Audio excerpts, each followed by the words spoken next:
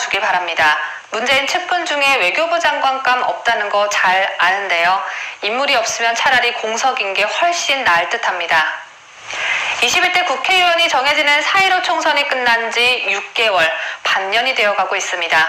대한민국 대법원은 선거법상 6개월이라는 시효에 의존하고 있는 것일까요?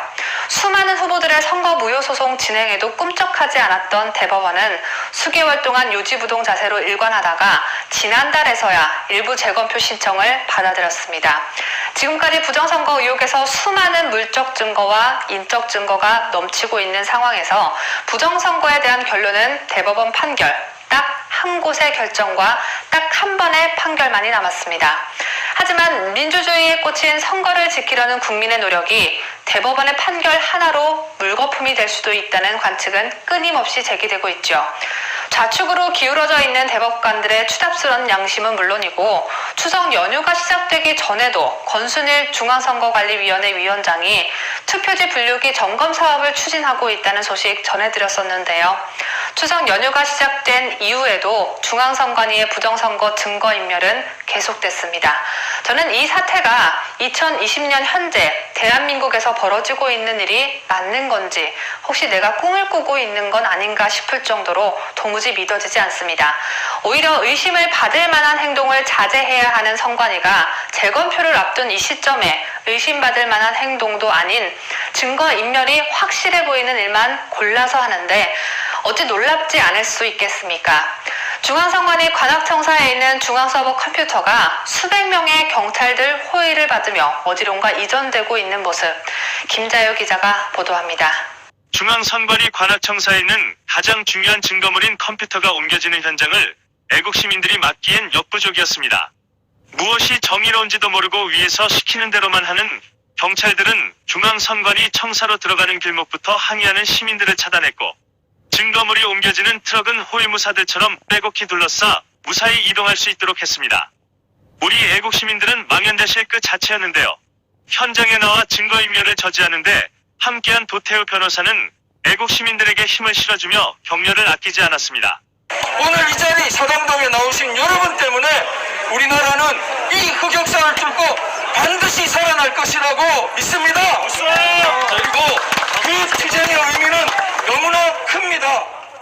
법원의 증거 품목은 원고와 피고의 합의에 의한 대법원의 조정 판결에 의해 옮겨야 하는데 아무런 합의도 없이 컴퓨터를 빼돌리는 건 대놓고 위법을 저지르는 것과 마찬가지입니다.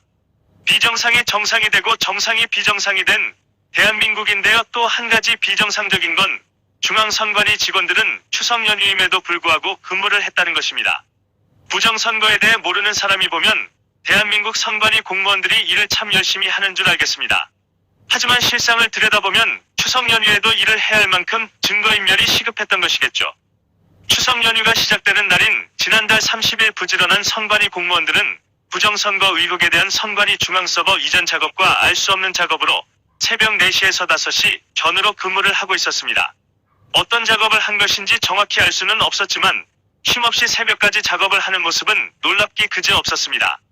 통상적으로 추석 연휴가 시작되는 30일 전날인 29일 오전 선관위 공무원들의 근무는 끝이 나는데 참으로 자랑스러운 선관위 공무원들이 아닐 수 없습니다. 이에 대해 선거무효 소송 대리인단은 대법원은 선관위의 4.15 총선 서버 훼손에 대해 국제조사를 실시하고 선거무효를 공식 선언하라고 강력히 촉구했습니다.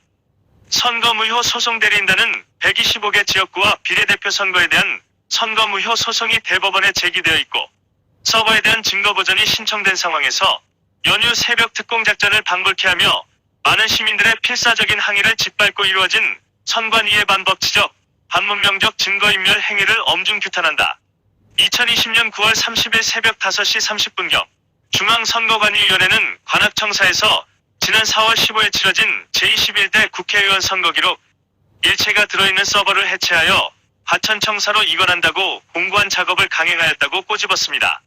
소송 대리인단은 9월 30일의 야만적인 증거 훼손 행위는 선거무효 소송의 핵심 증거인 서버의 진정성과 무결성, 신뢰성을 확인할 수 있는 유일한 수단을 소송 당사자 일방이 영구적으로 훼손한 조치이며 이는 소송 범위상 입증 방해의 전형적 행위로서 선관위 스스로 선거무효 사유의 존재와 불법 조작 부정선거 주장의 정당성을 자인한 바에 다름 아니다. 법원은 결정적 증거인멸, 입증방해 행위에 따른 소송법상 효과만으로도 소송 대리인단의 서버 관련 선거무효 주장이 입증된 것으로 간주하고 선거무효 판결을 선포해야 할 것이라고 목소리를 높였습니다.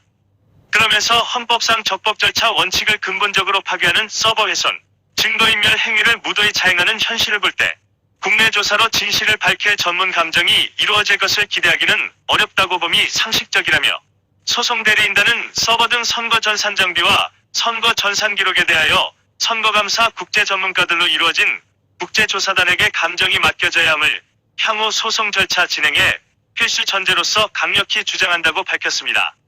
뉴스데일리 베스트 김자유입니다.